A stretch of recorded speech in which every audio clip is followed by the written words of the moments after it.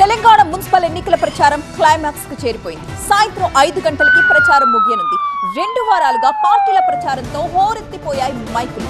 ఈ సాయంత్రంతో మైకులన్నీ కూడా మూగబోనున్నాయి. ప్రచార పర్వం ఇవాల్టితో ముగియబోతుండటంతో అగ్రనేతలు సుడిగాలి ప్రచారాలు నిర్వహించనున్నారు. ప్రచారానికి తెరపడబోతుండటంతో అభ్యర్థులు ఓటర్లను ప్రసన్నం చేసుకోవడానికి ఆఖరి ప్రయత్నాల్లో ఉన్నారు. నిన్న భూపాలపల్లి సభలో బీఆర్ఎస్ బీజేపీపై నిప్పులు చెరిగారు సీఎం రేవంత్. కేసుల నుంచి తప్పించుకోవడానికి బీఆర్ఎస్ కి బీజేపీ సహకరిస్తోందన్నారు. కేసీఆర్ ఫ్యామిలీని కిషన్ రెడ్డి కంచె వేసి కాపాడుతున్నారని ఆరోపించారు. మున్సిపల్ ఎన్నికల్లో ఎవరు గెలుస్తారో తేల్చుకుందామన్నారు సీఎం.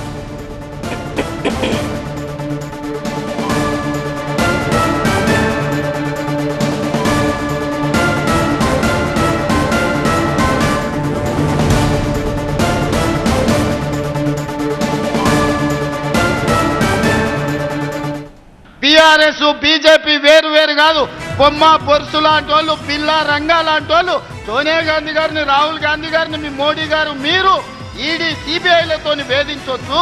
కానీ మీ చీకటి మిత్రుడు, మీ ఫెవికల్ బంధం, మీ బీఆర్ఎస్ నాయకులను మాత్రం కేసీఆర్, హరీష్, కేటీఆర్ ను, ఈ శుక్రాచార్యుణ్ణి, మారీచుని, సుబాహుడు రాక్షసులను మాత్రం మీ మోడీ పిలువడా?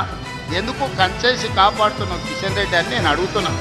కేసీఆర్, హరీష్, కేటీఆర్ అరెస్టు చేసే వరకు కిషన్ రెడ్డి పేరు కల్వకుంట్ల కిషన్ రావుగా పేరు మార్చి కేసీఆర్ కు దొంగపుత్రుడైతే కిషన్ రెడ్డి దత్తపుత్రుడు కేసీఆర్ కు.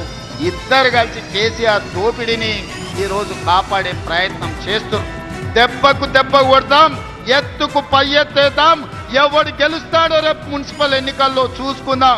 బీజేపీ బీఆర్ఎస్ఏ కాదు, కేసీఆర్, నరేంద్ర మోడీ, అమిత్ షానే కాదు, ఇక మీ తాతలు ముత్తాతలు ఉన్నా తీసుకొని రండి మా కాంగ్రెస్ పార్టీ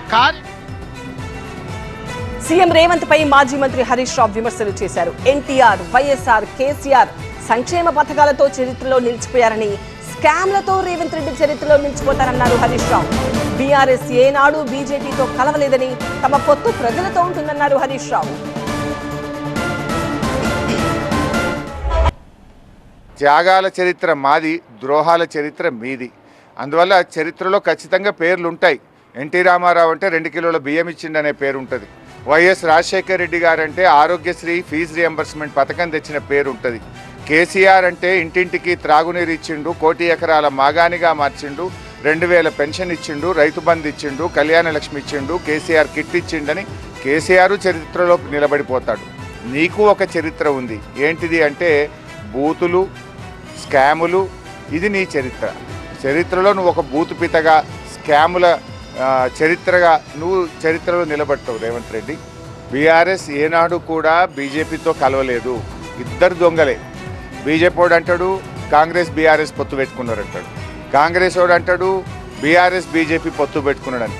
ఇటు కాంగ్రెస్ వాళ్ళు బీజేపీ వాళ్ళు ఏంది డ్రామా?